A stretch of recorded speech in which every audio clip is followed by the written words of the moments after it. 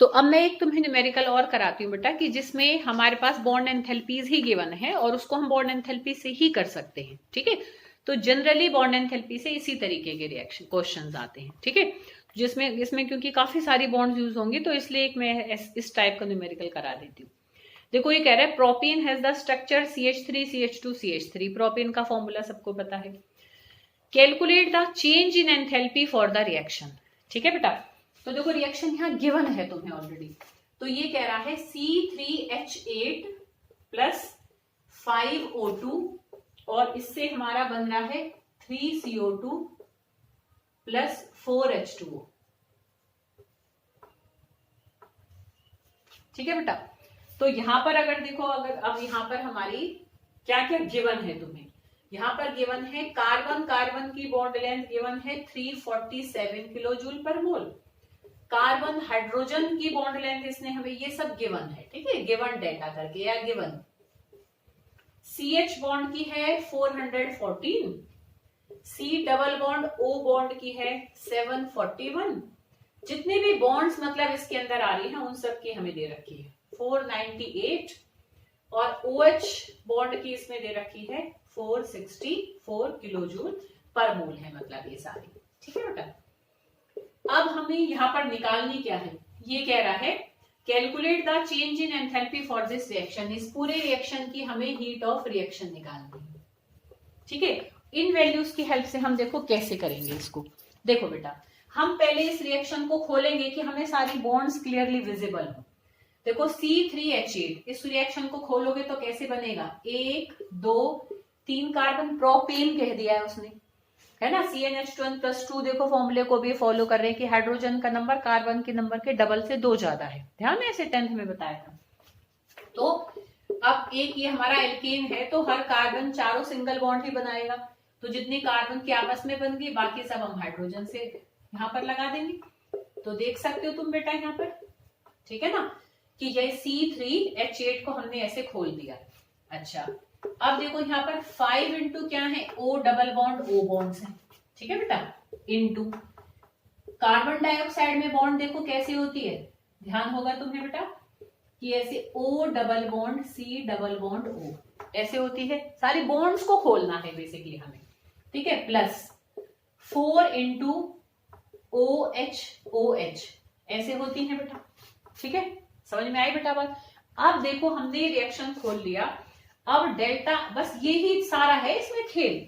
इसको हमें किस तरीके से बॉन्ड कोई हमसे छूट ना जाए बस। ठीक है, क्योंकि सारी बॉन्ड्स को हमें ऐसे आपस में एडजस्ट करना है कि इसकी हीट ऑफ रिएक्शन आ जाए। तो हीट ऑफ रिएक्शन इसकी क्या है, रिएक्टेंट में से प्रोडक्ट की सब्ट्रैक्ट करेंगे, तो summation of bond energies of reactants minus summation of bond energies of products, sorry यहाँ नॉट नहीं लगता है इसमें, ऑफ प्रोडक्ट्स।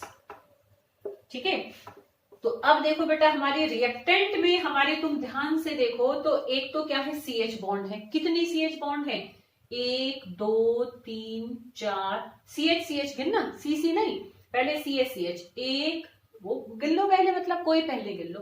देखो 1 2 3 4 5 6 7 8 है CH बॉन्ड।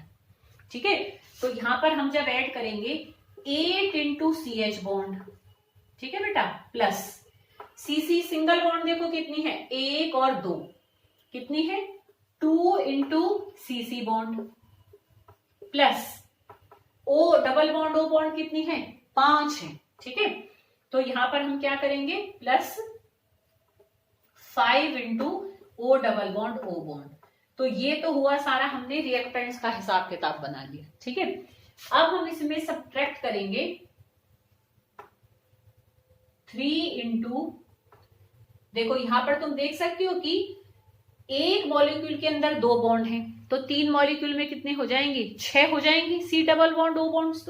तो हम यहां पर क्या करेंगे, 6 into C double bond O bonds, plus अब OH भी देखो, तुम देखो कि एक मॉलिक्यूल के अंदर 2 OH बॉन्ड है ये टोटल 4, तो 8 हो जाएंगी, 8 इंटू OH बॉन्ड्स।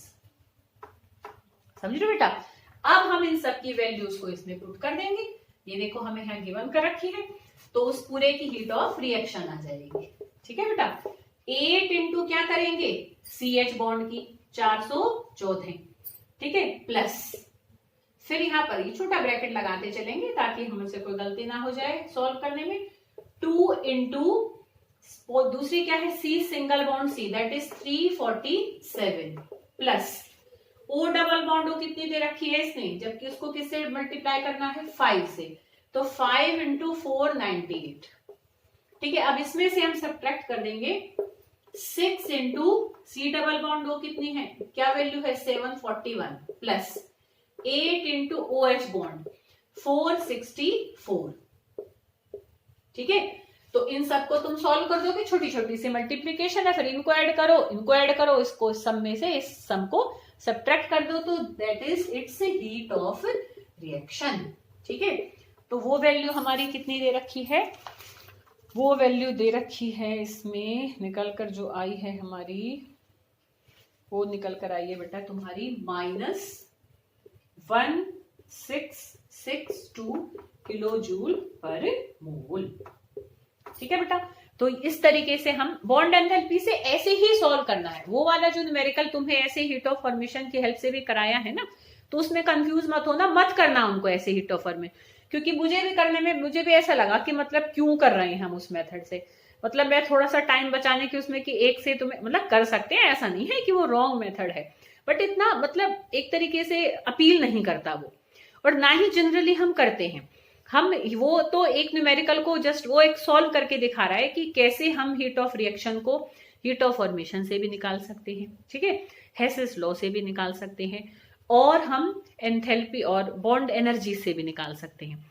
उसने एक तरीका बताया, मतलब एक ही न्यूमेरिकल के थ्रू, ठीक है ना, इसलिए उसको तुम नोट कर लो तो कोई प्रॉब्लम नहीं है। बट जिस न्यूमेरिकल में हमें जो चीजें गिवन है हम उसी से उसको सॉल्व करेंगे, अगर हीट ऑफ फॉर्मेशन गिवन है तो उससे करेंगे, हेसेस लॉ के हिसाब से हमें बहुत सारी इक्वेशंस गिवन है तो उनको एडजस्ट करके कर लेंगे, और बॉन्ड एनर्जीज की वैल्यूज गिवन है तो उससे कर लेंगे। तो इसलिए उसमें परेशान मत होना, उससे मेथड से उसको करना ही मत, कोई प्रॉब्लम नहीं है, उस न्यूमेरिकल को तुम बॉन्ड एनर्जीज की हेल्प से ही कर लेना बस, ठीक है बेटा। वैसे अपनी नॉलेज के लिए रखना चाहो तो रख सकते हो, कोई प्रॉब्लम नहीं है, ठीक है बेटा। तो ये हमने एक तरीके से हमारा एक पार्ट यूनिट का खत्म हुआ है, ऐसे समझो, मतलब कि फर्स्ट लॉ ऑफ थर्मोडायनेमिक्स हमने कंप्लीट किया है। अब फर्स्ट लॉ ऑफ थर्मोडायनेमिक्स की क्या थी, कुछ कमियां थी बेटा, तो जिनको दूर करने के लिए सेकेंड लॉ ऑफ थर्मोडायनेमिक्स आया, ठीक है बेटा। हीट है, एंथैल्पी है और इंटरनल एनर्जी है, ये सब हम फर्स्ट लॉ ऑफ थर्मोडायनेमिक्स में देखते हैं, ठीक है। तो इस फर्स्ट लॉ की एक लिमिटेशन थी बहुत बड़ी, कि उसने हमें ये नहीं बताया कि अगर कोई भी प्रोसेस हो रही है, कोई भी रिएक्शन हो रहा है, कोई भी कहीं अभिक्रिया हो रही है, कहीं भी कोई प्रोसेस हो रही है, समझ रहे हो, तो वो क्यों हो रही है, मतलब ऐसा क्यों होता है कि भाई एक तरीके से, भाई जैसे लकड़ी है, हल्का सा हम थोड़ी सी वो दे दें, एक बार शुरू कर दें और अपने आप ही सारी जल जाती है। ऐसा तो नहीं कि हर कार्बन के कण को जलाने के लिए हमें बारी बारी तीली लगानी पड़ती है, पर बहुत सारी चीजें ऐसी हैं जो नहीं जलती हैं ऐसे उसी पर्टिकुलर उतनी ही अवस्थाओं में, समझ रहे हो। मतलब कोई भी प्रोसेस किसी पर्टिकुलर कंडीशन में तो हो रही है, और कोई प्रोसेस किसी भी कंडीशन में नहीं हो रही, उसको कराने के लिए हमें जबरदस्ती एफर्ट्स लगाने पड़ रहे हैं। जैसे पानी ऊपर से नीचे तो अपने आप गिर जाता है, ठीक है, पर नीचे से ऊपर चढ़ाने के लिए तो हमें क्या करना पड़ता है, हमें मोटर का सहारा लेना पड़ता है। वो तुम कहोगे वहां ग्रेविटी काम कर रही है, मतलब उसका एक पर्टिकुलर रीजन है, समझ रहे हो। पर कोई काम हो रहा है तो वो क्यों हो रहा है, कोई काम नहीं हो रहा तो वो क्यों नहीं हो रहा। कोई भी थर्मोडायनेमिक प्रोसेस हो रही है, मतलब कोई भी ऐसा कोई प्रोसेस हो रही है, कोई चेंज हो रहा है कि जिस दौरान एनर्जी का लेना देना हो रहा है, ठीक है, एनर्जी का लेना देना होता ही है एक तरीके से, कोई भी प्रोसेस हो तो एनर्जी का लेना देना तो समझाया हमें फर्स्ट लॉ ऑफ थर्मोडायनेमिक्स में, फर्स्ट लॉ ऑफ थर्मोडायनेमिक्स ने। बट कोई काम हो रहा है तो क्यों हो रहा है, कोई काम नहीं हो रहा तो क्यों नहीं हो रहा। कोई थर्मोडायनेमिक प्रोसेस अगर हो रही है तो क्यों हो रही है, नहीं हो रही तो क्यों नहीं हो रही है, समझ रहे हो बेटा। इस बात को हमें फर्स्ट लॉ ऑफ थर्मोडायनेमिक्स में नहीं बताया था। इसको हम स्पॉन्टेनिटी कहते हैं। स्पॉन्टेनिटी का मतलब होता है बेटा कि किसी काम का अपने आप हो जाना, मतलब कोई काम अपने आप ही हो रहा है, इसे सहज भाव से हो रहा है, समझ रहे हो बेटा। तो कोई काम तो सहज भाव से हो जाता है, और कोई काम सहज क्या असहज भाव से भी नहीं होता, या मतलब उसको या तो धक्का मारते रहो, ठीक है ना, तब तो होगा, नहीं तो वो बिल्कुल भी नहीं होता। समझ में आ रही बेटा बात। तो कोई चीज हो रही है तो क्यों हो रही है, कोई प्रोसेस नहीं हो रही तो क्यों नहीं हो पा रही, मतलब about the spontaneity of a process, why some processes are spontaneous but why some processes are non spontaneous. इस बात का आंसर हमें फर्स्ट लॉ ऑफ थर्मोडायनेमिक्स ने नहीं दिया था, ये आंसर हमें बहुत अच्छे से सेकंड लॉ ऑफ थर्मोडायनेमिक्स ने दिया था। ठीक है, तो अब हम सेकंड लॉ ऑफ थर्मोडायनेमिक्स की स्टेटमेंट्स पढ़ने से पहले हम ये जानेंगे कि स्पॉन्टेनियस प्रोसेसेस क्या होती हैं और नॉन स्पॉन्टेनियस प्रोसेसेस क्या होती हैं। समझ रहे हो बेटा, आई बात समझ में कि फर्स्ट लॉ ऑफ थर्मोडायनेमिक्स की लिमिटेशन थी कि it doesn't tell about anything about the spontaneity of a process. ठीक है, ये उसकी लिमिटेशन थी। ठीक है, तो अब हम सेकेंड लॉ ऑफ थर्मोडायनेमिक्स करने से पहले हम पहले यही जानेंगे कि स्पॉन्टेनियस प्रोसेसेस क्या होती हैं और नॉन स्पॉन्टेनियस प्रोसेसेस क्या होती हैं। ठीक है बेटा, इसको बहुत आराम से तुम एक सिंपल एग्जांपल से समझ सकते हो कि भाई मान लो क्लास में जैसे मान लो कि 9 बच्चे हैं। ठीक है बेटा, कि 3 बच्चे ऐसे हैं जो अपने आप ही पढ़ते हैं, मतलब बिल्कुल कोई कहने की जरूरत नहीं होती, सहज भाव से पढ़ते हैं, अपने आप पढ़ रहे हैं। ठीक है, टीचर भी खुश, बच्चा भी खुश, मतलब दोनों संतुष्ट हैं। समझ में आ रही है ना बेटा बात, कि 3 बच्चे तो ऐसे हैं जो अपने आप ही बिना कहे सहज भाव से पढ़ लेते हैं, वो कैसे हैं, स्पॉन्टेनियस है। 3 बच्चे ऐसे हैं कि जो थोड़ा सा समझा देते हैं, थोड़ा सा कई बार मतलब हमने उनको साइकोलॉजिकली थोड़ा सा टैकल किया, थोड़ा सा समझाए कि बेटा पढ़ाई क्यों जरूरी है। ठीक है ना, इसके बिना काम ही नहीं चलेगा, इसके बिना लाइफ का कोई मीनिंग ही नहीं है, life is just meaningless without education. ठीक है ना, तो जब हमने उसको एजुकेशन की इंपॉर्टेंस रियलाइज कराई, जब उसको थोड़ा सा एक तरीके से बूस्ट किया, थोड़ा सा इनिशिएट हमने उसको किया, फिर वो पढ़ने लग गया। ठीक है, फिर अब उसको हमें कहने की जरूरत नहीं है, वो भी स्पॉन्टेनियस है। समझ रहे हो, जो तो एक तो बिना कहे पढ़ रहा है वो स्पॉन्टेनियस है, जो थोड़ा सा कहने से पढ़ रहा है वो भी स्पॉन्टेनियस है। पर 3 बच्चे कैसे हैं, पढ़ा लो मतलब ही नहीं है किसी भी तरीके से, भाई तैयार ही ना है, एक लाइन नहीं याद करने को तैयार, बिल्कुल पढ़ने को तैयार, मतलब वो असहज भाव से पढ़ रहे हैं। उनको अगर पढ़ाना है तो एक डंडा लेके खड़े रहो, बेटा याद कर 2 लाइन याद कर, तभी की तभी लिख के देगा। थोड़ा सा हमारी नजर गई फिर रुक जाएगा, हम उठ के चले गए छोड़ देगा। मतलब अपने आप तो जो बिल्कुल भी नहीं पढ़ सकता, जिसको डंडे के जोर से या मतलब बिल्कुल उसके सिर पे ही खड़े रहकर एक एक लाइन अगर पढ़ाई जाए, तो जो इतने असहज भाव से पढ़ रहा है, जिसका मतलब थोड़ा सा भी काम निकालने के लिए उसमें हर पॉइंट पर एफर्ट्स डालना पड़ रहा है, तो तब जाके वो काम हो रहा है, हल्का सा एफर्ट हटाते वो काम रुक रहा है। ठीक है, अब नहीं पढ़ रहा हो बिल्कुल भी, वो है नॉन स्पॉन्टेनियस प्रोसेसेस। अब तुम देख लो कि तुम जितने भी बच्चे हो क्लास में, कौन स्पॉन्टेनियस है और कौन नॉन स्पॉन्टेनियस है, कौन स्पॉन्टेनियस की उस कैटेगरी में जो विदाउट इनिशिएशन ही चल रहे हैं, और कौन इस कैटेगरी में जो विद इनिशिएशन चल रहे हैं, वो भी ठीक है, कोई प्रॉब्लम नहीं है। पर कुछ तो ऐसे भी हैं बेटा जो कि बिल्कुल किसी भी तरीके से पढ़ने को तैयार ही नहीं है। अब लगा लो जोर, उनमें कितना लगाएंगे। ठीक है, तो वो है नॉन स्पॉन्टेनियस। ठीक है, तो इस तरीके से हम समझ सकते हैं कि those processes which takes place by itself और by slight initiation are called spontaneous processes. And those processes कौन सी, कि which can't takes place by itself, ठीक है, विद और विदाउट इनिशिएशन, जो अपने आप हो ही नहीं सकती, ना इनिशिएशन से ना बिना इनिशिएशन से, तो वो वाली प्रोसेसेस कैसी होती हैं बेटा, नॉन स्पॉन्टेनियस प्रोसेसेस होती हैं। ठीक है, तो अब अगर कोई प्रोसेस स्पॉन्टेनियस है बेटा, तो कोई तो ताकत है जो उसको चला रही है।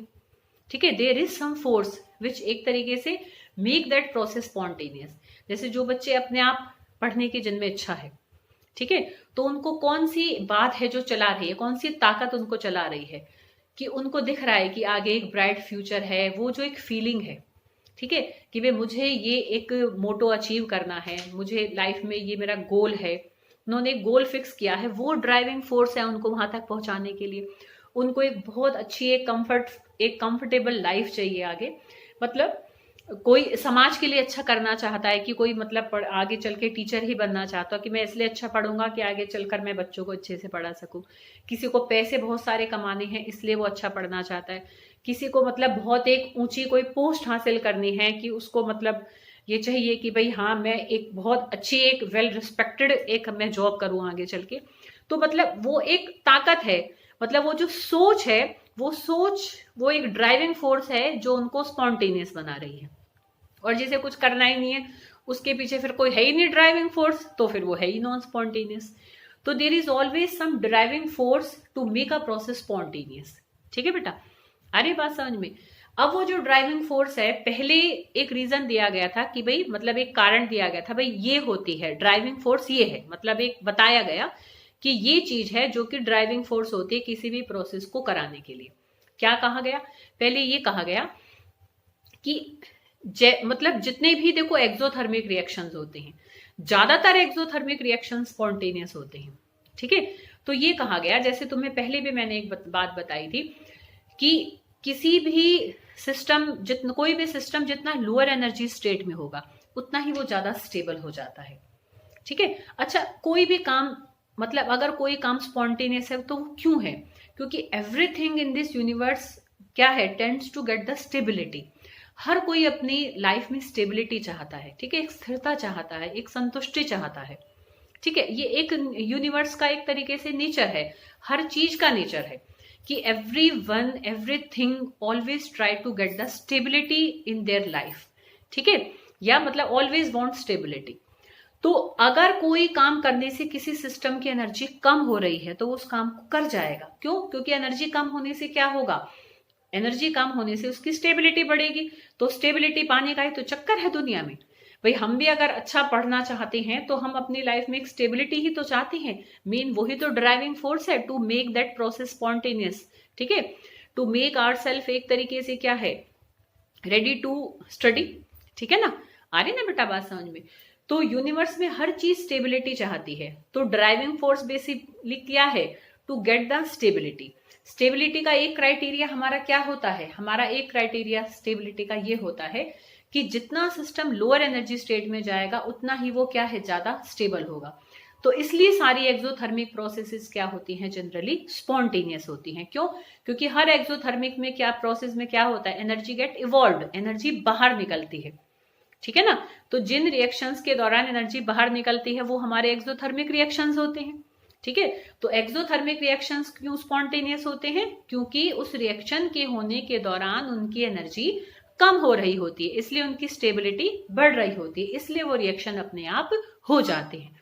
ठीक है, तो एक पहला हमारा फैक्टर क्या था ड्राइविंग फोर्स का, एक जो पहला एक तरीके से कॉज क्या था, tendency to get the minimum energy. ठीक है, कि हर सिस्टम क्या चाहता है, हर सिस्टम चाहता है कि उसकी एनर्जी कम से कम हो।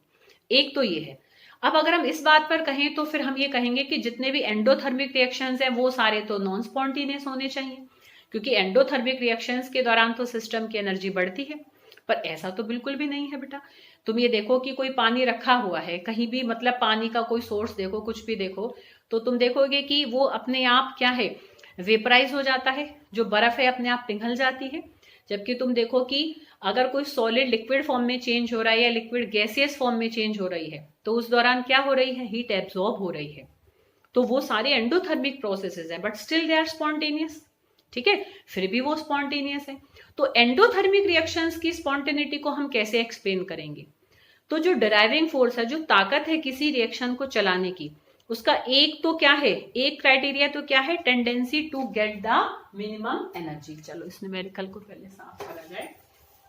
एक तो फैक्टर क्या होता है बेटा, कि जो ड्राइविंग फोर्स होती है to make the process spontaneous.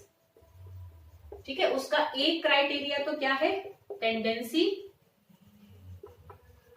To get the minimum energy. ठीक है, और दूसरा उसका क्राइटेरिया क्या होता है।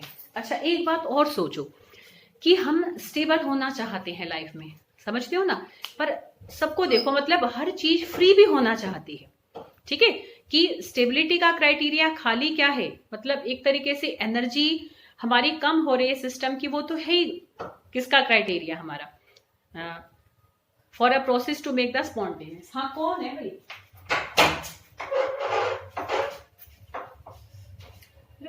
बेटा करने दे मेरे को, अभी थोड़ा सा है। हाँ बेटा, तो जो हमारी ड्राइविंग फोर्स है उसका एक फैक्टर तो क्या है, tendency to get the minimum energy, और दूसरा होता है हमारा बेटा कि tendency to get the maximum randomness. अभी समझाती हूँ बेटा इसको, है ना, थोड़ा मेरा फ्लो टूट गया, कोई बात नहीं, कुछ काम था। कोई आया था, ठीक है। तो tendency to get the minimum energy, tendency to get the maximum randomness. अभी समझाते हैं बेटा इस चीज को। अच्छा बच्चे सुबह से ही देखो क्लास में बैठकर पढ़ते रहते हैं, मतलब एक उसमें बैठे हुए हैं, पर जैसे रिसर्च होती है या जैसे अब तुम्हें कह दे कि जाओ बच्चों खेल लो, अब कुछ भी करो तुम, मतलब अब फ्री हो, जैसे ही हम मतलब फ्री होते हैं, समझ रहे हो, तब भी हम क्या होते हैं, स्टेबल होते हैं। समझ रहे हो ना, मतलब कि नेचर में चीजें क्या चाहती हैं, मतलब स्टेबिलिटी भी हमें चाहिए और हमें फ्रीडम भी चाहिए, ठीक है ना। हर कोई फ्रीडम भी चाहता है पर लाइफ में स्टेबिलिटी भी चाहता है। स्टेबिलिटी कैसे आएगी, एनर्जी कम होने से। बट फ्रीडम हमारा क्या है, फ्रीडम भी एक क्राइटेरिया है to make the process spontaneous. समझ रहे हो कि किसी काम के करने के दौरान अगर हमें फ्रीडम मिल रहा है, अगर हमारी फ्रीनेस बढ़ रही है, समझ रहे हो बेटा बात को, कि अगर हम कोई भी काम जब हम कर रहे हैं, अगर हम कहें कि वो प्रोसेस अपने आप हो रही है, तो दो कंडीशंस में होगी। एक तो उसकी एनर्जी कम हो जाए, दूसरी क्या है, उसका फ्रीडम बढ़ जाए। तो अगर किसी प्रोसेस के होने के दौरान किसी भी चीज का, किसी भी सिस्टम का, अगर मॉलिक्यूल्स का, एटम्स का, आयंस का, जो भी पार्टिकल्स हैं उस सिस्टम के अंदर, अगर वो फ्री ज्यादा हो रहे हैं, तब भी वो उस काम को करना चाहेंगे, क्योंकि freedom is also the criteria for stability.